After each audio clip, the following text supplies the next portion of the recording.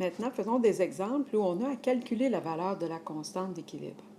Alors, ici, on a une réaction qui nous est donnée, qui est déjà balancée, et on a les concentrations qu'on retrouve à l'équilibre de chacune des substances en présence. Avec ça, c'est très facile de calculer la constante d'équilibre. Il suffit dans un premier temps d'écrire l'équation de la constante d'équilibre.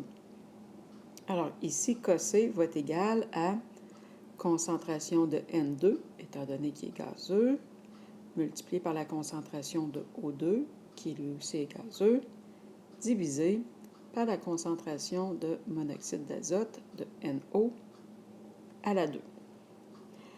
Alors, on va remplacer nos variables par les valeurs qui sont connues. Donc, la constante d'équilibre va être égale à 0,2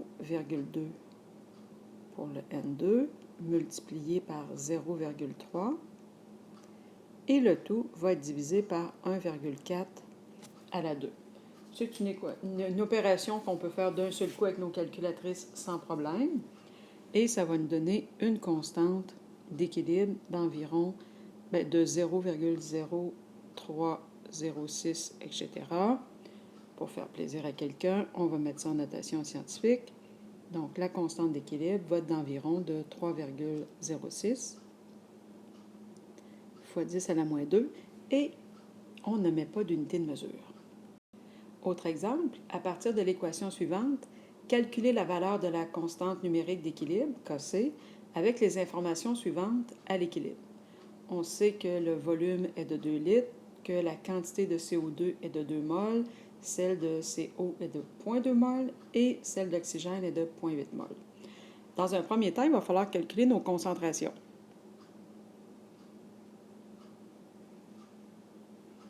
Bon, on se rappelle que lorsqu'on a le volume et la quantité, calculer les concentrations, c'est pas si sorcier. Alors, disons que je calcule la concentration de CO2 à l'équilibre. Ça va être égal à N, la quantité, divisé par le volume. Donc, ici, ce serait égal à 2 mols divisé par 2, que je vois personne avec sa calculatrice.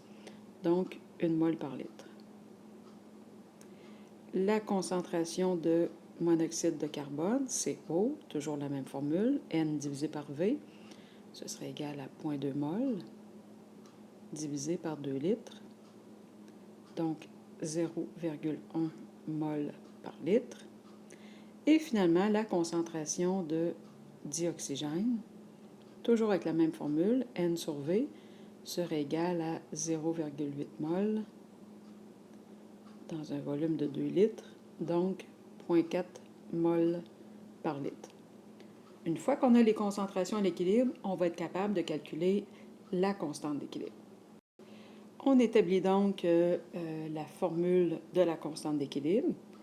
KC va être égale à concentration de CO, de monoxyde de carbone, exposant 2, fois la concentration de O2 sans exposant, sur la concentration de CO2 au carré.